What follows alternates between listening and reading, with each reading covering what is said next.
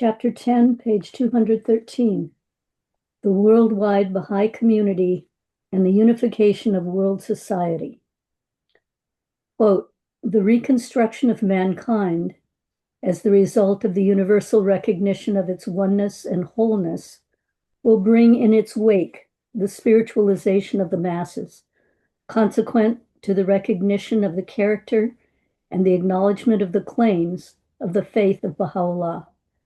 The essential condition to that ultimate fusion of all races, creeds, classes, and nations, which must signalize the emergence of his new world order. Shoghi Effendi. The growth and expansion of the Baha'i community has been the central focus of this book. Increase in the worldwide influence of the Baha'i faith is an imperative if its principles are to be integrated into human consciousness and character. Thus, the transformative power of the revelation of Baha'u'llah can spiritualize the masses toward the construction of a long-anticipated global civilization under a new world order, its fruition in a new race of men and women. Millions of Baha'is across the face of this planet add their compelling voices to those of other organizations, groups, and individuals who are also dedicated to this noble calling, a quest which for centuries has stirred deep longings in humankind. Creating the nucleus of a global civilization is an enterprise of great magnitude, requiring a profound change at the level of the individual and the structure of society. At its very foundation, such a change must be based on a measure of transformation that can extend beyond the individual to the collective, such that it may bring forth societal change and advance in civilization. The Baha'i faith supplies the motive force for regeneration in the character of society, tantamount to a spiritual renaissance. Page 214.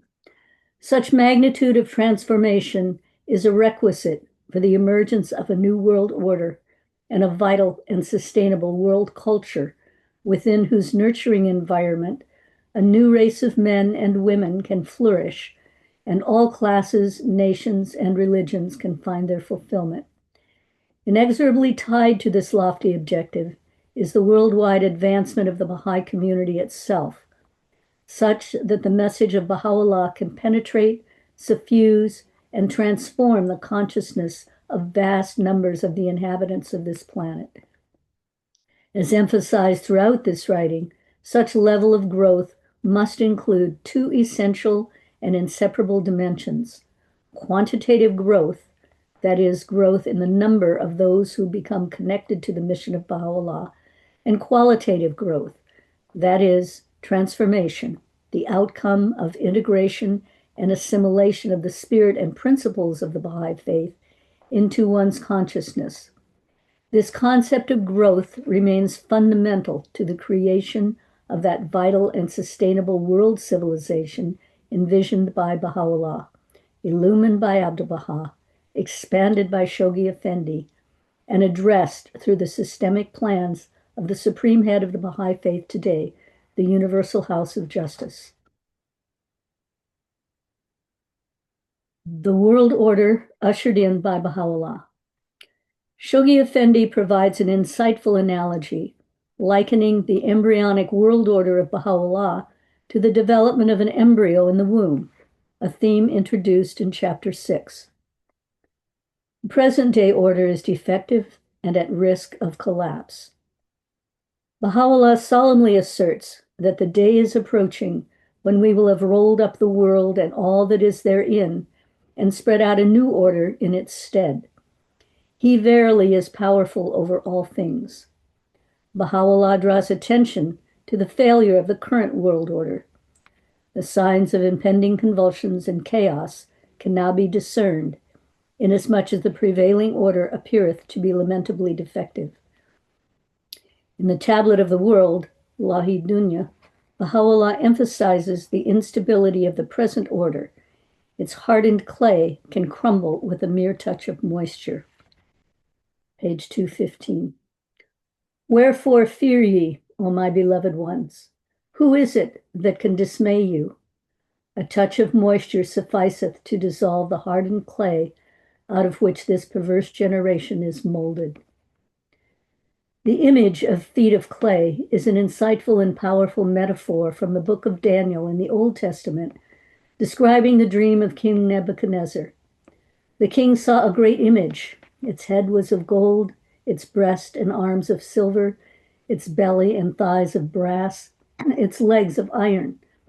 But its feet were part iron and part clay. In his dream, the whole image broke. The pieces were carried away in the wind. Daniel offered his interpretation, relating the king's dream to the rise and fall of worldly powers. A series of weaker kingdoms would follow after Nebuchadnezzar. These would finally break up, like the great image with feet of clay. Next, these would be replaced with the kingdom of God. Such is indeed the present order of the world. It rests on feet of clay. Though seemingly majestic, its instability is extreme. Okay, just a slight pause here. I thought that was just such a great visual for us to be able to see that as well. And for the friends who haven't gone back to the footnotes, this is from Tablets of Baha'u'llah. So if you haven't focused on this particular tablet, which was page 84, please do to read it in its entirety, because sometimes things out of context, it just makes more sense if you read the entire tablet. Does anybody have any comments? We now have Dr. Khodadad joining us, so I just want to make sure if anybody has any comments or questions. If not, we will continue. Oh, yes, please, Christine, and just remember to unmute yourself. Yeah, I remember reading this several days earlier. So, and I was wondering about that image of the feet of clay. The common interpretation of that is fear or reluctance, and I'm wondering how that plays into the interpretation of not only instability or that it rests, though seemingly majestic, its instability is extreme. And I'm wondering if fear comes into that as well.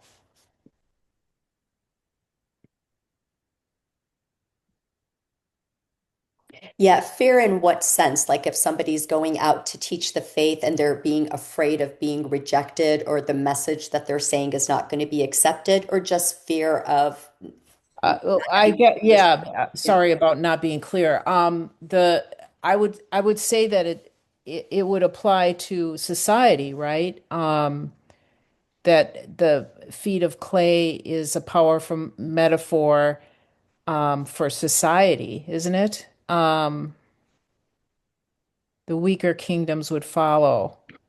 And and I'm just wondering if there's a sense of reluctance also in that image. The feet of clay does indicate that the structure is not stable, it's not built on solid foundation. Okay. And but that's what we have now. It is unstable, no solid foundation that could endure. I don't know whether that answers your question. Um, well, I was just wondering, the feet of clay, that's a common metaphor for someone who is reluctant or fearful. And I'm just wondering if that also plays into the meaning or not, or maybe you didn't intend that meaning as well. Yeah. Not I sure. think that originally that feet of clay meant a dimension. I don't know. I'm not aware of that. Oh, So I okay. can't really answer your question accurately. Yeah. Well, if I Google it and I put feet of clay, the definition comes back to someone who's feeling weak. It's a weakness. But I don't think, again, this is maybe out of context because, again, it says the image of feet of clay, right, directly from page 215. It's an insightful and powerful metaphor from the book of Daniel in the Old Testament. So, describing the dream of the king of Nebuchadnezzar. So, it's maybe more of for that context, right? So, again, the foundation. So that's good. I actually, I love, Christine, that you asked this question. Do you know why? Because there's so many times that you read and, you know, we just have to ask these questions so that we really understand. So thank you, because I know this allows everybody else to be like, oh, you know what? Maybe I didn't read it carefully, so now I'm going to. So I think that's great. So do you Let me ask the question. Do we all agree or come to the conclusion that this feat of clay means instability of the structure, of the order of the world? And I think we are facing it. I personally feel that that is what we are facing in the world. It's very unstable. It could crack at any point, and if it does, the whole structure can come down. Hmm. I don't know whether Yeah, your thoughts are that does on seem that. that does seem, I understood your basic meaning, but I was just wondering if there was more nuance to it, and that's all. But I see too that, yeah, what Netta was saying, it's weakness more than reluctance. And I guess, everybody has a different interpretation that maybe is through culture or whatever. So it's interesting that yeah, I didn't understand it as well or properly as. Maybe the reluctance comes with it because when it's the feet of this huge, stable structure, what is one to do? Is there anything one can do? And I do believe personally that we're facing such a situation, scenario in our world today. Yes. Hmm. Thank you. Yeah. And just not just that it's the definition, but also in the Bible, Christine, it also refers to it as a weakness. So feet of Right. clay is, yeah, also from the Bible. They refer to it as such as well. Okay. So I think it could be both. Yeah. Yeah. Okay. Joyce, if you don't mind continuing, please, and then we'll pass it on to Christine. Yeah. Okay, in the middle of page 215, the collapse of powerful empires and civilizations. Shelley's celebrated poem, Ozymandias, the mighty Egyptian pharaoh Ramses II, encapsulates the evanescence of powerful empires. And on the pedestal those words appear, my name is Ozymandias, King of Kings. Look on my words, ye mighty, and despair. Nothing beside remains. Round the decay of that colossal wreck, boundless and bare, the lone and level sands stretch far away. The collapse of civilizations is a timely and widely discussed concern. Jared Diamond, in his book Collapse: How Societies Choose to Fail or Succeed, attributes the collapse of a variety of civilizations to several fundamental causes. Among them, inappropriate use and abuse of the environment and failure to foresee impending disasters in order to take prompt and appropriate action. At the foundation of some of the causes that could have been averted was the desecration of the sacred. The restoration of the sense of the sacred is fundamental to the preservation of civilization and the reconstruction of human society. Top of page 216. The seemingly mighty superstructure of the present world system is at risk of collapse. Its vulnerability to breakage is apparent. Its cracks are widening. Its feet of clay are crumbling. One may ask, can its downfall be averted? Might that unstable structure be replaced by one which rests on solid foundations, on secure and stable feet? Might the edifice, Baha'u'llah's world order, provide that impervious structure solid and resistant to crumbling? Could the establishment of his world order inaugurate an era unparalleled in human history? Is such an order emerging out of the welter and confusion of present day chaos?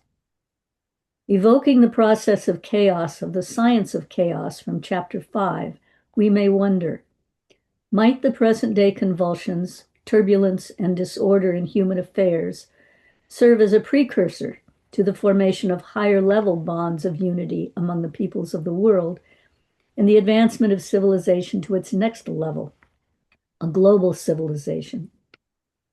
In the passage from the Tablet of the World, wherein Baha'u'llah emphasizes the instability of a structure molded of clay, he assures his followers that there is no cause for dismay. Who is it that can dismay you? Numerous statements of Baha'u'llah and Shoghi Effendi support the conviction that out of the present-day chaos, a new world order is emerging. In 1936, Shoghi Effendi referred to the catastrophic fall of mighty kingdoms and empires destined to precede the establishment of the world order of Baha'u'llah. In this pivotal document, he identified the outbreak of the First World War as the opening of the age of frustration destined to precede the establishment of that world order. In 1944, in God Passes By, he pointed out that the First World War had been the first stage in the titanic convulsion long predicted by Baha'u'llah. In 1957, in Citadel of Faith, he marked the Second World War as the second stage in the global havoc. Ali Naqshbandi, in Shoghi Effendi, author of Teaching Plans, offers his explanation that the concept of frustration is the awareness that humanity failed to achieve its hopes and aspirations, its aims, hopes, and aspirations for happiness and welfare. Fundamentally, the frustration was brought about by failure of humanity to heed the counsels of Baha'u'llah. During the years of his exile in Adrianople and in the fortress town of Akka, 1868 to 1892, Baha'u'llah issued summons to the kings and rulers of the world.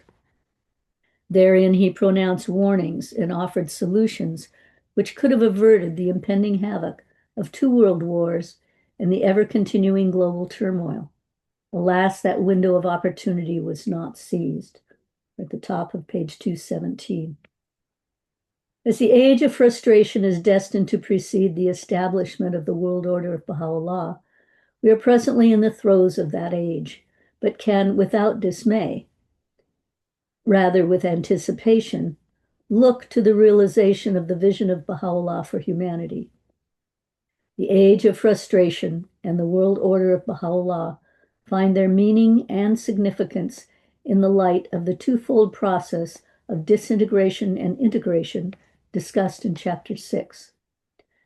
Shoghi Effendi draws a comparison to the collapse of Roman civilization during the first centuries of the Christian era, which preceded the emergence of the Christian civilization. May I take a point? May I make a statement here? You know, what you're reading now emphasizes once again, over and over to me, that what we are neglecting as a Baha'i community, what I feel, I count myself among all those I'm accusing, to study the writings of Shoghi Effendi. I think the current study of the various programs is important, but the writings of Shoghi Effendi provides an insight which can apply to our world situation right now. So I don't know why that practice of studying the writings of Shoghi Effendi, which are loaded with insights, are not prevalent in the Baha'i community. Yeah, maybe each individual within their communities can take this on as a task to maybe have a deepening, either, bi-weekly or once a month or what have you, and do some, local deepenings of Shoghi Effendi's books. I think I think there are such profound insights yes, what yes. he's saying, and I think as it's being read, you realize that Yes. for some reason, this insight or the writings of Shoghi Effendi has not been encouraged in Baha'i communities. And therein, I think these insights provide for us a direction, provide for us an understanding, a clarity of what's going on in our world at the present time. Absolutely agree. Nidajan, please forgive me. I don't sound good, but I cannot prevent myself from making comment. This is so Please. profound. Thank you, Nidajan. So beautiful. And this passage from Baha'u'llah and the feet of clay and its description and explanation of dear Jena on this, which is so profound, makes me think that with the arrogance and obliviousness of humanity, they are still building on the feet of clay. So, to all these negligence and being oblivious and being so arrogant can be added that we are still collectively as humanity um, building on the feet of clay.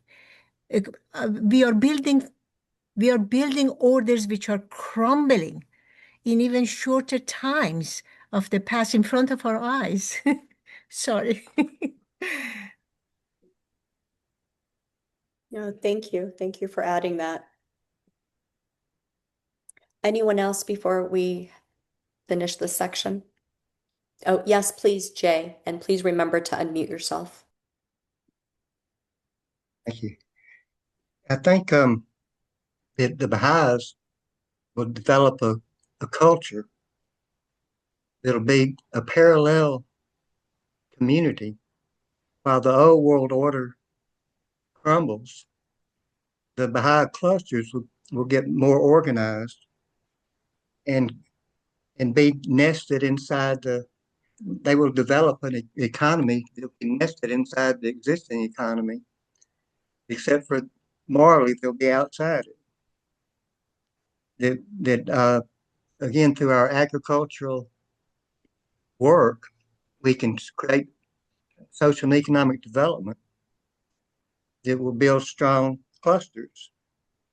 It'll be an independent entity that can operate parallel to the existing system that's not going to be successful, but we can build something that will be successful. One example and explanation from the writings of the beloved guardian Shoghi Effendi are the two processes which he describes. Surely we all know that there are two processes at work. One is toward organization and the other one is towards destruction. But if the science of that we take into view and realize how these two are intimately related to each other, and that destruction in itself generates so much energy, the process, that pushes the system forward toward construction. I don't know if I'm talking in an ambiguous way, but there are scientists who have worked on this in chemical systems. Among them, Prigozhin, I think I may have mentioned his name before, for which he received Nobel laureate. He talks about that just is such a process. He doesn't call it destruction and construction. He uses different terminology. By itself produces this whole conflict produces so much energy that it can move the system onward. Yeah, and if I'm not mistaken, doesn't Shoghi Effendi mention that in The Promised Day Is Come? And then he talks about the progressive revelation I as a think that's result inherent in many of his writings. Yes, yes. Yeah. Jay, please. When we go through the calamity that Shoghi Effendi talked about, it's going to change the way we view the world. It's going to be we'll have a rise in consciousness. We'll have a more compassionate society. And these are all the things that Baha'u'llah has taught us to do. And when we start following the teachings, we'll create these kind of communities. We'll make decisions that are guided by empathy and unity instead of individual self-interest. We'll have we'll connect more deeply with ourselves and others. We'll create a more balanced and harmonious world. And the science and religion will work to create beneficial things that serve humanity instead of harm humanity. So the calamity is going to change our way of, our materialism, And the Baha'i teachings are going to guide us to a more compassionate, united way of making decisions. And even on a global scale, the Baha'is will be a model for global collaboration. And again, I think it comes out of Baha'i clusters that can develop independently of the world order that's in play. Yeah, I believe Dr. Khodadad mentioned it in her book, right? And I believe it was either chapter 2 or chapter 3 about how we are all going to, like, our faith is going to need us to be more empathetic. Yeah, we are going to have empathy, and I believe I don't want to misquote, but it's in the previous chapters. But May I ask a question? Have we at any point, and I apologize to you for having missed some sessions, I can attribute it mostly to my computer setup and my lack of expertise in this kind of knowledge, which is the highest level of knowledge today. And it's not that I didn't want to join you before, but this is what happened. And it could have happened today. But at any rate, have we at any point discussed the butterfly effect? Is everyone very clear about that, what that means? Could you maybe elaborate on it a little bit more since The butterfly effect is that, as we know, and that really relates to the image on the jacket of this book. The butterfly effect is that in air, science of air, meteorology, it has been determined that a very small disturbance in the system can result in a butterfly effect, so that it escalates and escalates and escalates to a level unimagined before.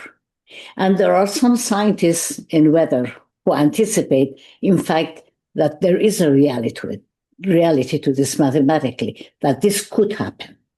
So then, if we understand and accept the butterfly effect, it conveys to us that very small stirrings can result in a big effect. I think that's what it means. Yes, in the middle of page 217, Shoghi Effendi draws a comparison to the collapse of Roman civilization during the first centuries of the Christian era, which preceded the emergence of the Christian civilization.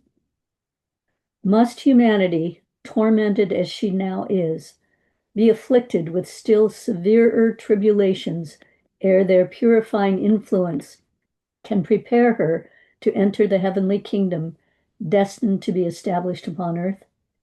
Must the inauguration of so vast, so unique, so illumined an era in human history be ushered in by so great a catastrophe in human affairs as to recall, nay, surpass, the appalling collapse of Roman civilization in the first centuries of the Christian era? Must a series of profound convulsions stir and rock the human race ere Baha'u'llah can be enthroned in the hearts and consciences of the masses, ere his undisputed ascendancy is universally recognized, and the noble edifice of his world order is reared and established? Shoghi Effendi affirms that the New World Order is destined to arise upon the ruins of a tottering civilization. The attendant tribulations and commotions which a travailing age must necessarily experience as a prelude to the birth of the New World Order, destined to rise upon the ruins of a tottering civilization. Lest we become excessively distressed over the downfall of the present world order, we need to take heart from Baha'u'llah's loving assurance that there is no need for fear and dismay. Wherefore fear ye, O my well-beloved ones. Who is it that can dismay you? Shoghi Effendi foresees an auspicious outcome. The world order, which, lying enshrined in his teachings, is slowly and imperceptibly rising amid the welter and chaos of present-day civilizations. With the dawn of the world order of Baha'u'llah beckoning, we are heartened by the words of the Universal House of Justice in a significant statement in 1985 addressed to the peoples of the world. We're now at the top of page 218. For the first time in history, the dream of peace on earth is within the reach of the nations. Indeed, peace is the next stage in the evolution of this planet. Humanity has the choice of reaching peace after unimaginable catastrophes or achieving it by an act of will. This statement brings to mind the words of Baha'u'llah: all men have been created to carry forward an ever-advancing civilization. The need for guidance of divine manifestations. Using the analogy of the natural flow of water in a river, Baha'u'llah refers to grave disruption introduced in its flow. Such disorder and its outcome, in an elegant metaphor explained in chapter 5, supports the discussion in that chapter on the process of chaos.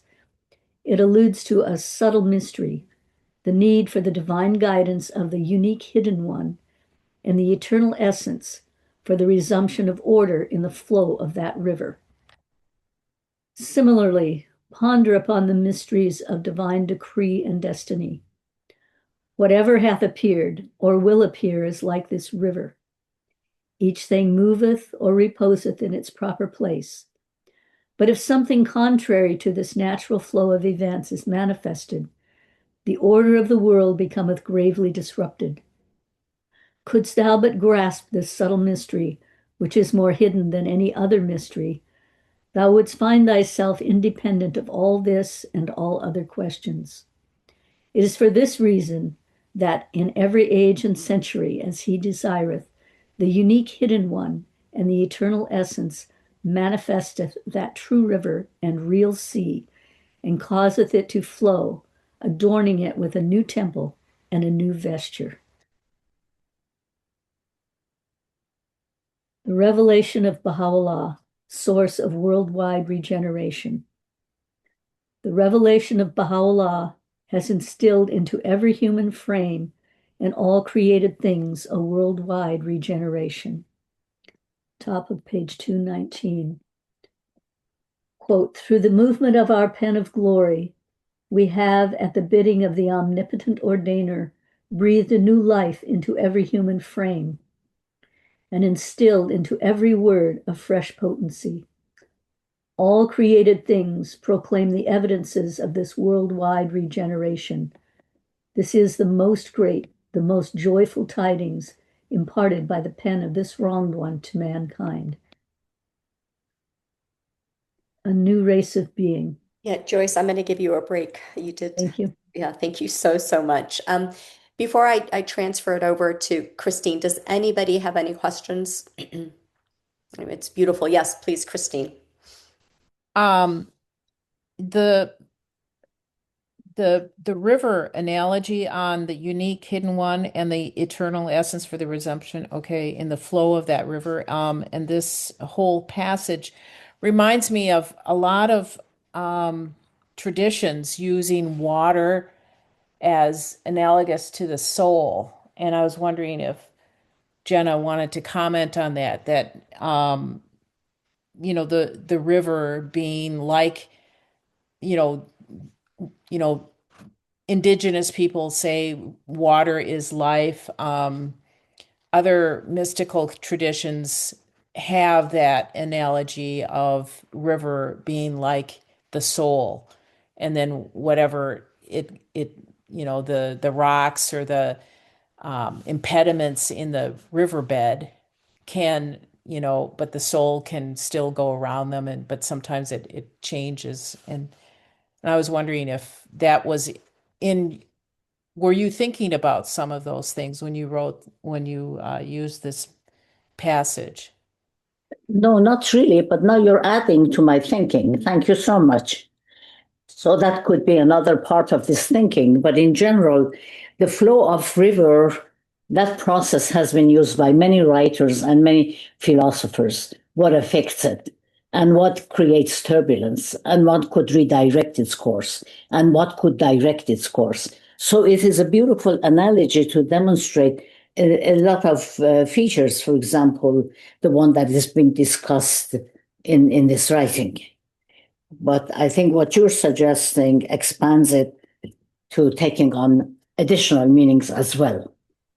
Yeah, and I just put in the chat a beautiful there's someone wrote something really beautiful for BahaiTeachings.org, and there's 5 beautiful symbols of the meaning and the significance of water. And if you read each one of them, they're tied in with a quote from Abdul Baha or Baha'u'llah. So please, the link is in the chat. Please, you can click on the 3 dots and do a copy, and it'll take you directly there, which is really, really lovely. And thank you so much for bringing that up. But it also reminds me of, and I know Dr. Khodadad, you're familiar with this, but there's a quote from Baha'u'llah where it says, "The law of love is like a fountain. It always flows and is never overtaken by change." So even I would kept thinking of that as we were reading this because it really is love is essential and that ties in with empathy. I mean, we really have to care so much to want to, I guess, not be from a feet of clay, like to really be firm and to move and to teach this faith.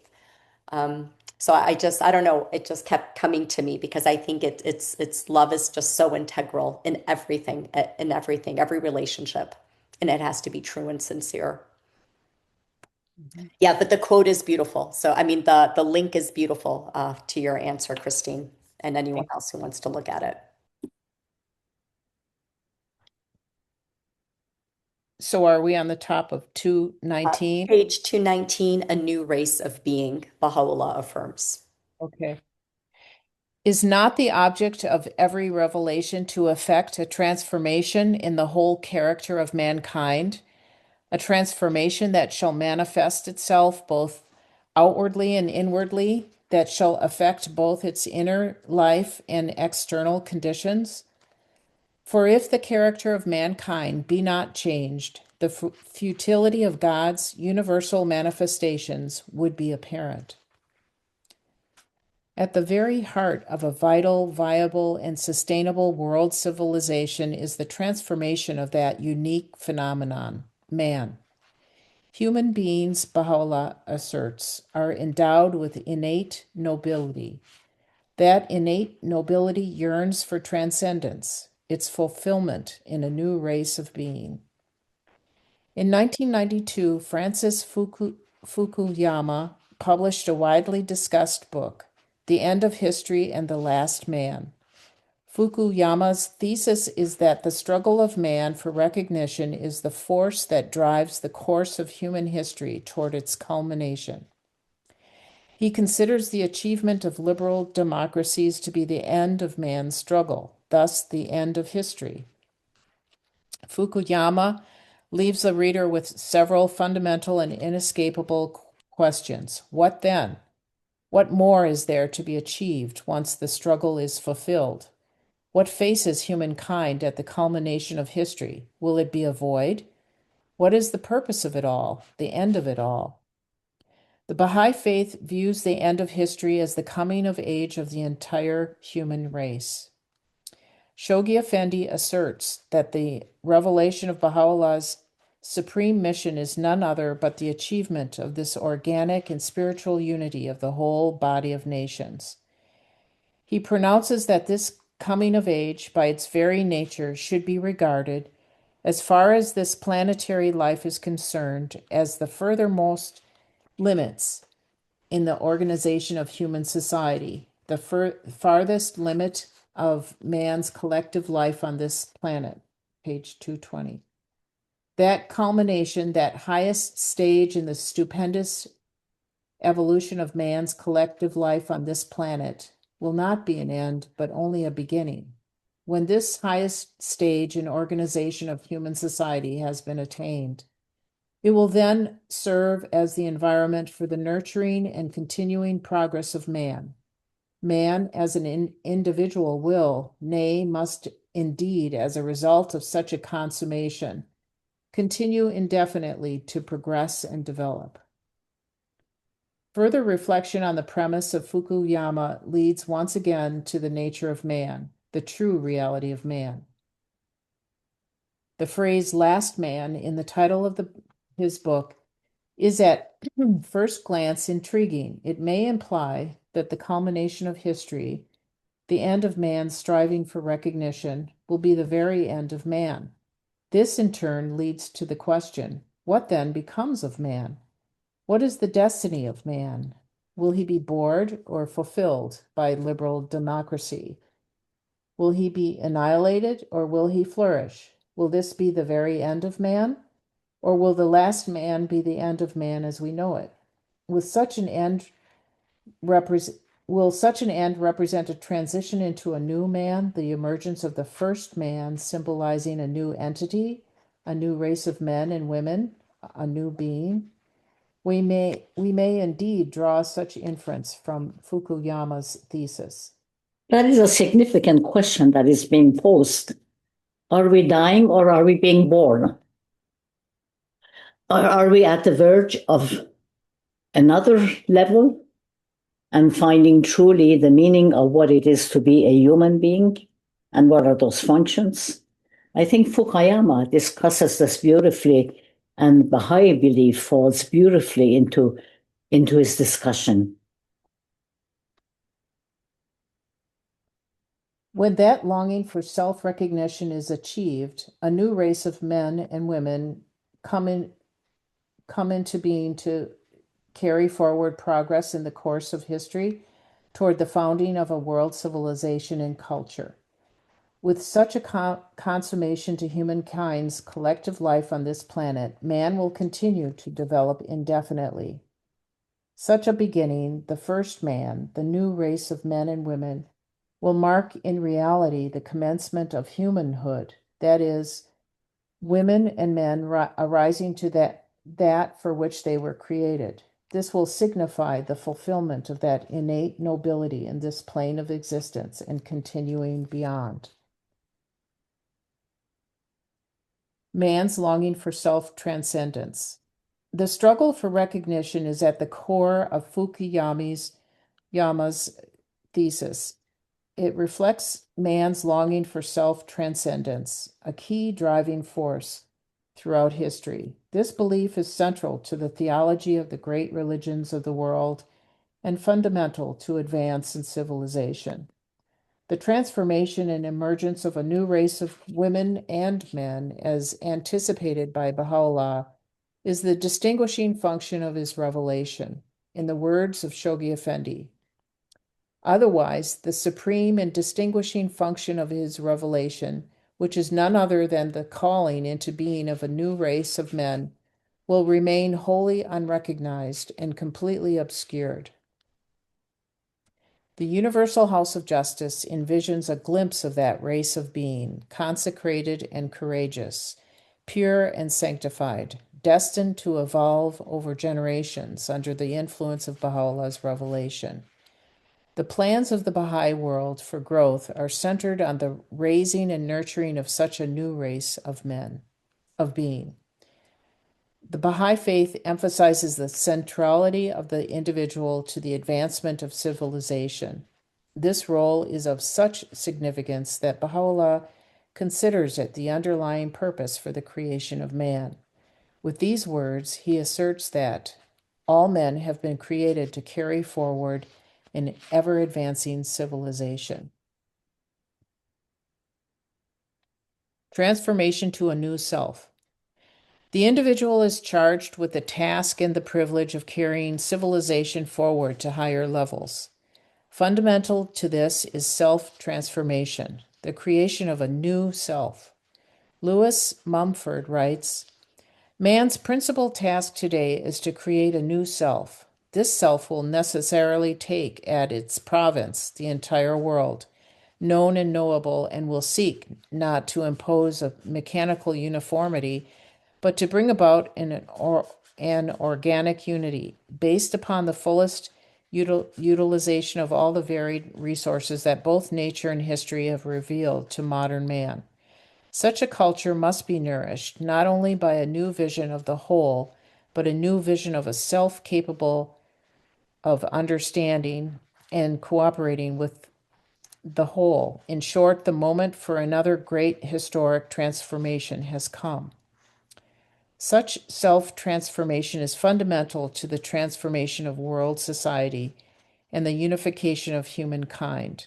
What is needed is transformation from self-centeredness to self-transcendence, and the acquisition of a new vision of self, inseparable from the vision of the whole, dedicated to the organic unity of humankind. The recognition of the character and the acknowledgement of the claims of the faith of Baha'u'llah are the essential condition for the spiritualization of the masses and the reconstruction of mankind, wherein the oneness of world society can find its fulfillment through fusion of all races, creeds, classes, and nations in an order that shall come to be regarded as the fairest fruit of a slowly maturing age. At this point in time, Baha'u'llah remains yet unrecognized by large numbers of the inhabitants of this planet. The personage of Baha'u'llah and his life are historical realities. Government records, documents, and edicts bear accounts of him. 2 centuries after Jesus Christ, there were scant few who had any awareness of the historical existence of Jesus or even an inkling of the significance of his mission. Nor could anyone have vaguely imagined that his cause would, in time, inspire and create the great Christian civilization. His early followers and contemporaries could not have envisioned the magnitude of his message. Those who surrounded the person of Jesus could not perceive, the halo which was later painted in by Christian artists. Most likely, Jesus Christ was physically indistinguishable from others, as he had to be identified through Judas's kiss of betrayal. Wow. Yet Christianity has proven to be an irresistible force in history, inspiring countless individuals and civilizations. To illustrate the point that Jesus Christ was unrecognized by the vast majority of his contemporaries, the historian John McManus refers to a story published by Anatole France on Christmas Day, 1891, in an anti-clerical newspaper.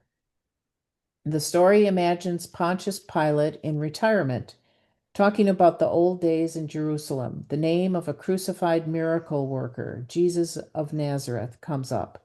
The name of Jesus Christ eludes him. Jesus of Nazareth, I can't remember him. Empires have formed, and empires and kingdoms have collapsed and perished. The Roman Empire itself fell, yet the Christian faith survived, flourished, and spurred a transformation of immeasurable magnitude in individuals and society. In less than 2 centuries, the Baha'i community has spread well beyond the land of its birth, and intense persecutions to distant continents and remotest islands, as foreshadowed by Baha'u'llah. Should they attempt to conceal its light on the continent, it will assuredly rear its head in the midmost heart of the ocean and, raising its voice, proclaim, I am the life giver of the world. The Baha'i community is forging ahead under the unfolding stages of the divine plan, so that the redemptive message of Baha'u'llah can penetrate and suffuse collective consciousness. The Universal House of Justice discloses a glorious and promising vision, a grassroots stirring, an organic flowering, a resistless movement that has grown imperceptibly at times and at others in great surges, to eventually embrace the entire world.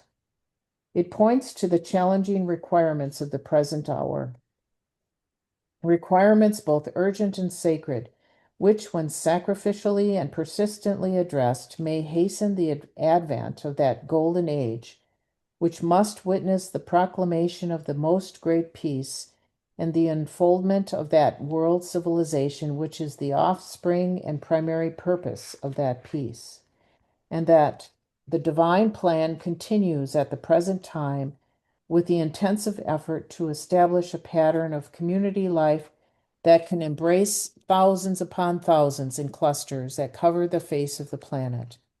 The Universal House of Justice expresses admiration for the valiant executors of the divine plan and calls this and future generations of Baha'is to action.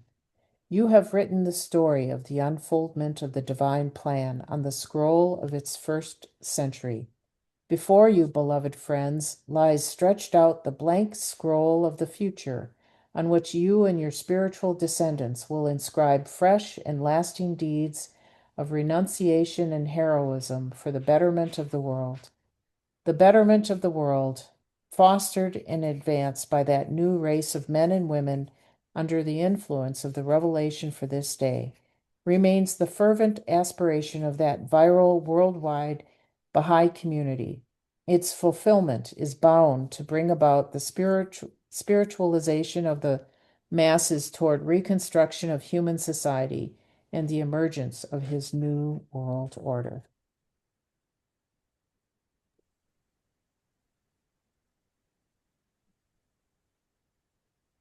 Any feedback, any comments? Yes, Was, I do. go I ahead. do have a comment.